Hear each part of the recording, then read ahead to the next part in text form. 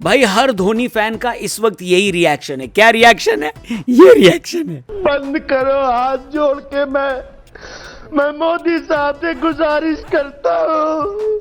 नमस्कार, मैं हूं रौनक।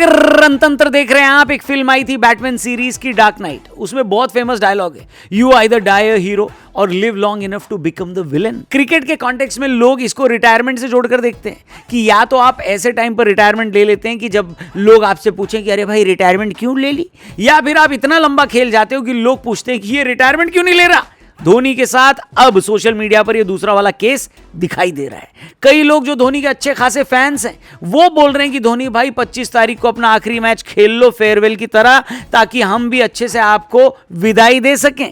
कल धोनी ने जो पारी खेली है उसके बाद ये सेंटीमेंट और ज्यादा निकल कर आए हैं, क्योंकि 17 गेंद में मात्र 16 रन बनाए धोनी ने। आखिर के 3 ओवर में चेन्नई सिर्फ 17 रन बना पाई, जिस वक्त पर धोनी और शिवम दुबे क्रीज पर मौजूद थे, और इस वजह से चेन्नई वाले 200 का टारगेट भी नहीं दे पाए। यही गलती उनको भारी पड़ गई, और ये देखकर खुद धोनी के फैंस बहुत निराश हैं कि धोनी जो एक टाइम पर डेथ ओवरों के बादशाह माने जाते थे, डेथ ओवरों में गेंदबाज उनको गेंदबाजी करने से डरते थे, उनकी हालत ये हो गई है कि आखिर के 3 ओवर में एक बाउंड्री नहीं लगा पाए। इसलिए लोग बोल रहे हैं कि बस करो धोनी भाई, आप हमारे फेवरेट हो और अपने फेवरेट खिलाड़ी को हम इस तरीके से स्ट्रगल करते हुए नहीं देख सकते। आप लोगों का इस पर क्या ओपिनियन है कमेंट करके बताना। बाकी अगर आज दिल्ली वर्सेस मुंबई मैच को लेकर आपके पास कोई ओपिनियन है तो वो बताने के लिए मैं आपको एक बढ़िया प्लेटफॉर्म बता देता हूं। वैसे भी आप हर जगह अपने क्रिकेट के ज्ञान को बांटते रहते हो, क्यों ना इस बार उस ज्ञान को सही जगह लगाओ, सही टाइम पर अपनी ओपिनियन से कमाओ। वही प्रोबो जहां 4 करोड़ से ज्यादा यूजर्स रोज अपनी नॉलेज और स्किल से रियल रिवॉर्ड्स जीत रहे। याद रखना, ये एक लीगल और स्किल बेस्ड प्लेटफॉर्म है, बेटिंग ऐप नहीं है। यहां सिस्टम बहुत सिंपल है। क्रिकेट के सवाल आपको मिलेंगे, बस आपको अपनी सोच लगाकर, ज्ञान लगाकर हां या ना में आंसर देना होता है। जैसे एक सवाल मिलेगा, क्या मुंबई आज दिल्ली से जीतेगी? क्या दिल्ली पहले 3 ओवर में 30+ रन बनाएगी? मैं तो ऑलरेडी अपने एनालिसिस के हिसाब से जवाब दे चुका हूं। अब आपकी बारी है। सिर्फ कैश ही नहीं, प्रोबो पर चल रहा है mega give away, iPhones, bikes, luxury cars तक जीतने का मौका। जितना ज्यादा ट्रेड करोगे उतना ज्यादा जीतने का चांस बढ़ेगा। जो जीता है उसको विड्रॉ करना है, सिंपल यूपीआई के थ्रू डायरेक्टली आपके अकाउंट में पैसा आ जाता है। और हाँ, डिस्क्रिप्शन में जो लिंक दिया उससे क्लिक करके डाउनलोड करोगे प्रोबो ऐप तो आपको एक स्पेशल साइन अप बोनस भी मिलेगा।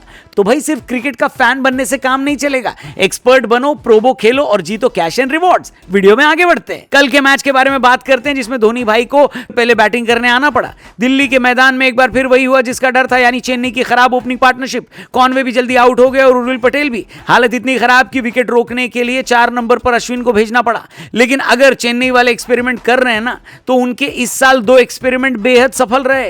पहले तो 17 साल के आयुष मात्र, जिन्होंने दिल्ली वालों का दिल भी जीत लिया। कल 20 में 43 रन बना गया ये लौंडा। पावर प्ले में चेन्नई ने 3 विकेट भले ही खोए, लेकिन 68 बनाए। रनों के लिहाज से इस सीजन ये चेन्नई का बेस्ट पावर प्ले था। लेकिन म्हात्रे के आउट होने के बाद एक बार फिर संकट के बादल छा गए। 10 ओवर भी पूरे नहीं हुए थे और 78 पर चेन्नई की आधी टीम पवेलियन पहुंच गई। ऐसे में अगर पुरानी चेन्नई होती तो दीपक हुडा और राहुल त्रिपाठी टाइप के प्लेयर्स इनको और बड़े गड्ढे में ढकेल देते। लेकिन चेन्नई के इस साल के दूसरे सफल एक्सपेरिमेंट ब्रेविस ने ऐसी पारी खेली कि धोनी तक ने पोस्ट मैच प्रेजेंटेशन में उनकी तारीफ कर डाली। 25 गेंद में जो 42 रन बनाए हैं ना बेबी एबी ने, चेन्नई वालों ने तो 2026 आईपीएल के सपने देख लिए होंगे उनके लिए। ब्रेविस की पारी के बाद चेन्नई को टेक ऑफ करना चाहिए था, क्योंकि शिवम दुबे और धोनी क्रीज पर थे। लेकिन शिवम ने 39 रन बनाए 121 के स्ट्राइक रेट से, और धोनी भी अपनी 17 गेंद में 16 रन की पारी में सिर्फ एक बाउंड्री लगा पाए।